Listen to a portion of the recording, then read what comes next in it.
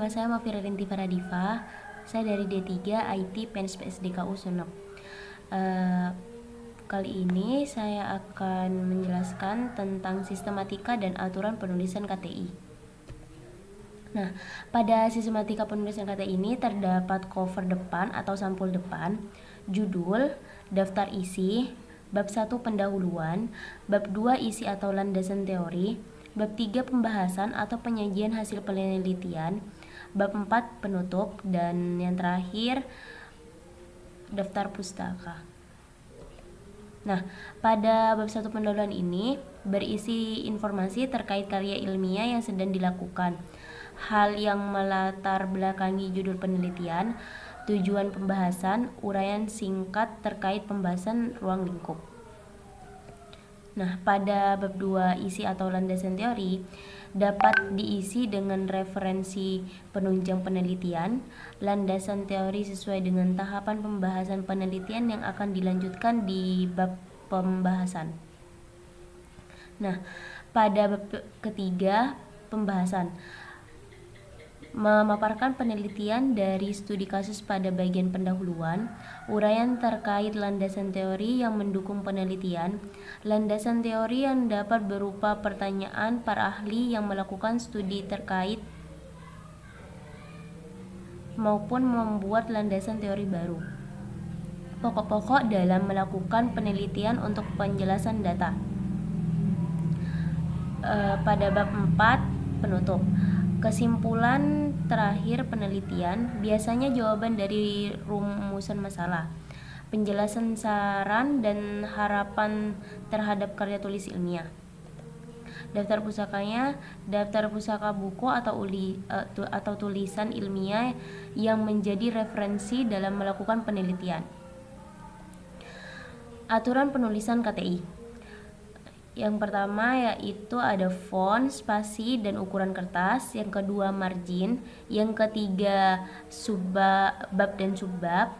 Yang keempat jarak antar bab. Yang kelima judul artikel.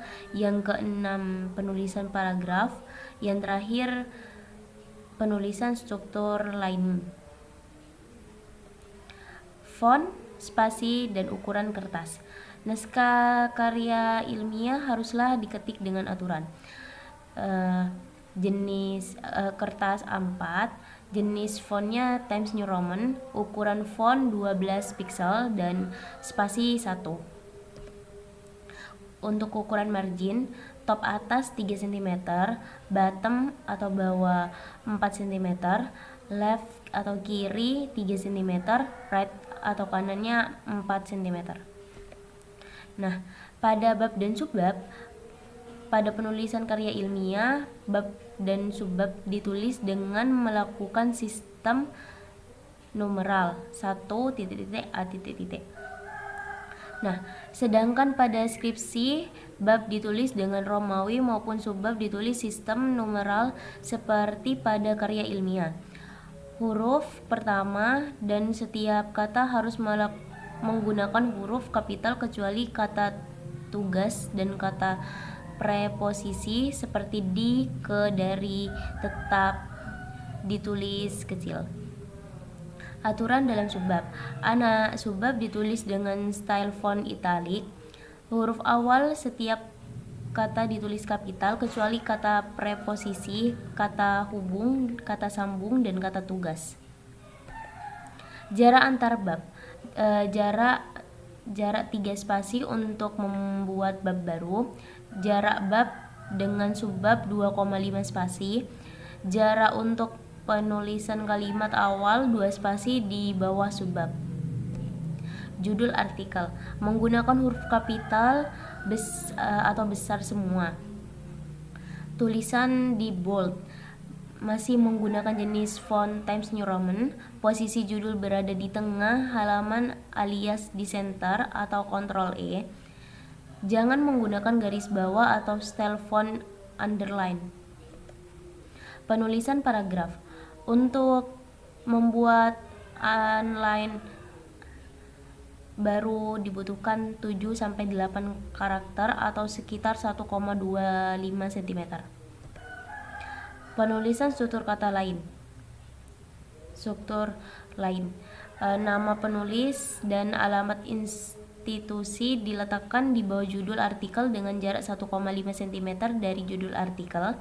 Halaman judul daftar nama anggota kelompok, halaman pengesahan, dan kata pengantar menggunakan angka Romawi kecil dan diketik di sebelah sudut kanan bawah, seperti contoh berikut.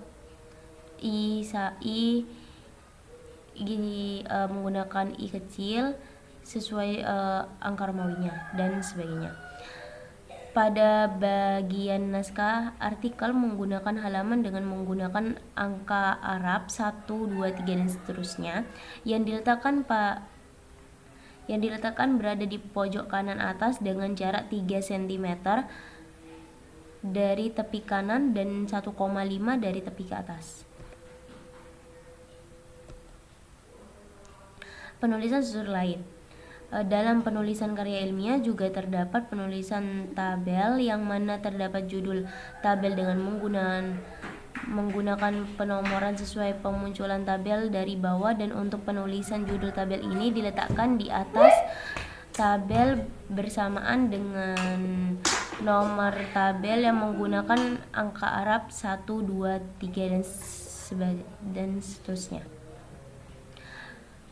Penulisan susun lain. KTI juga menggunakan gambar untuk menunjangnya. Dalam gambar juga terdapat judul dan nomor gambar, namun untuk judul dan nomor gambar ini diletakkan di bawah gambar. Dalam penulisan karya ilmiah, jangan menggunakan gambar yang terdapat warna. Kalaupun menggunakan gambar yang berwarna, sebaiknya jangan terlalu menggunakan warna yang dapat menimbulkan gelap ketika di copy.